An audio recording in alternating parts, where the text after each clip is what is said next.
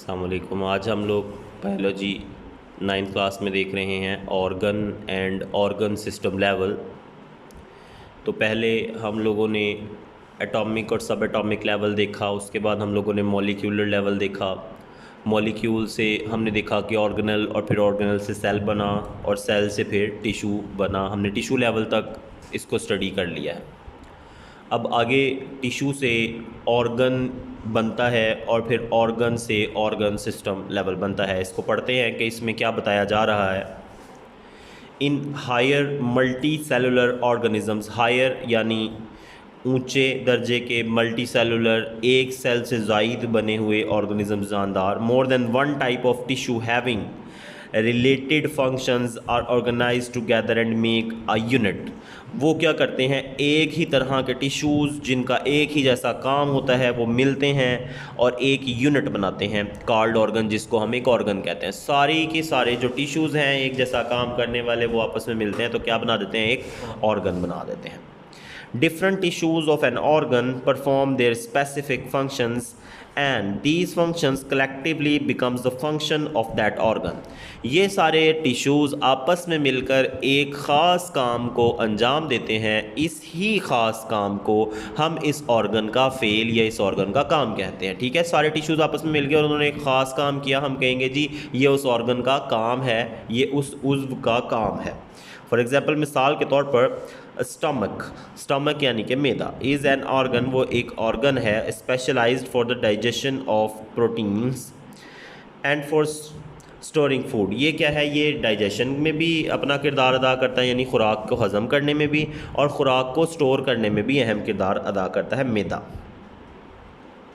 To major types of tissues are present in its structure. इसके structure में दो किस्म के टिश्यूज़ मौजूद हैं। एपिथेलियल यानी glandular tissues stretches secretes gastric juice for the digestion of proteins.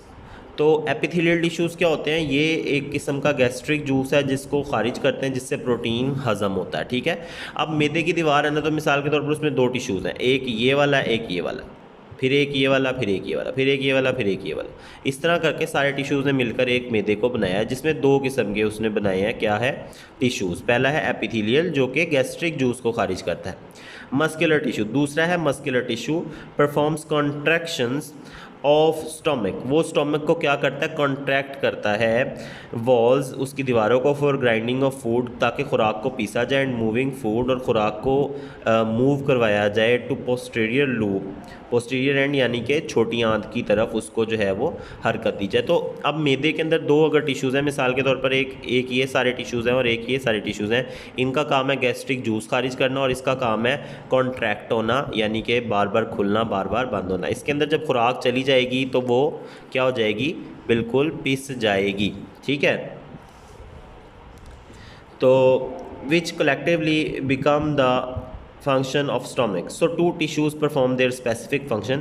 तो ये दो जो टिश्यूज़ हैं ये मिलकर काम करते हैं और ये इसका मैदे का फेल बन जाता है, मैदे का काम बन जाता है। तो हमने पढ़ा है कि ख़ास किस्म के टिश्यूज़ जब आपस में मिलते हैं तो वो क्या करते हैं, वो एक ऑर्गन बनाते हैं, और वो ऑर्गन जो ख़ास काम करता है उसको हम उस ऑर्गन का काम कहते हैं। इसके अंदर हम लोगों ने मैदे की मिसाल देखी कि मैदे में दो किस्म के टिश्यूज़ हैं हमारे पास, एपिथेलियल टिश्यू और दूसरा हमारे पास है muscular tissue. Epithelial tissue gastric juice खारिज करता है जिससे प्रोटीन हजम होते हैं, जबकि आपका जो मस्कुलर टिश्यू है वो क्या करता है, वो मैदे को कॉन्ट्रैक्ट करता है, उसको हरकत देता है ताकि जो खुराक है वो छोटी आंत की तरफ बढ़े। ये मैदे का काम है। अब ये तो हो गया ऑर्गन, लेकिन आगे है ऑर्गन सिस्टम। ऑर्गन सिस्टम क्या होता है, जब कुछ ऑर्गन्स मिलकर, सारे मिलकर एक ख़ास काम को सरअंजाम देते हैं तो ऑर्गन सिस्टम है।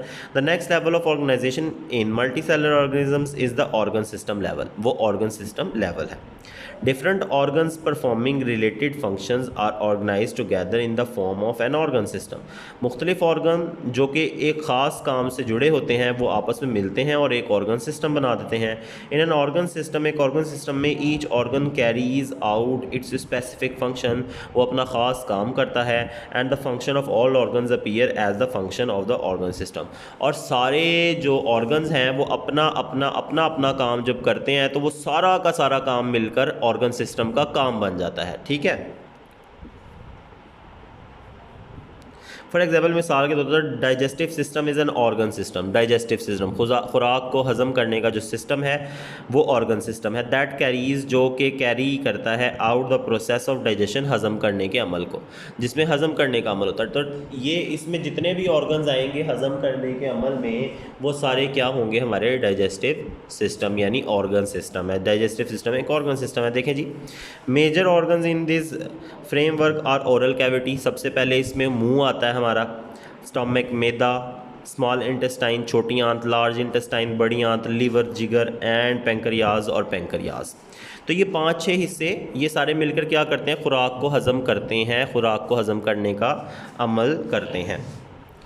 All these organs helps in the process of digestion. ये तमाम मिलकर क्या करते हैं, खुराक को हज़म करते हैं या हज़म करवाते हैं। अब देखिए यहाँ पर पहले हम लोगों ने पढ़ लिया ऑर्गन, जब टिश्यू मिलते हैं तो ऑर्गन बन जाता है, जब बहुत सारे ऑर्गन्स मिलते हैं तो क्या बन जाता है, ऑर्गन सिस्टम बन जाता है। यहाँ पे हमने डाइजेस्टिव सिस्टम को पढ़ा।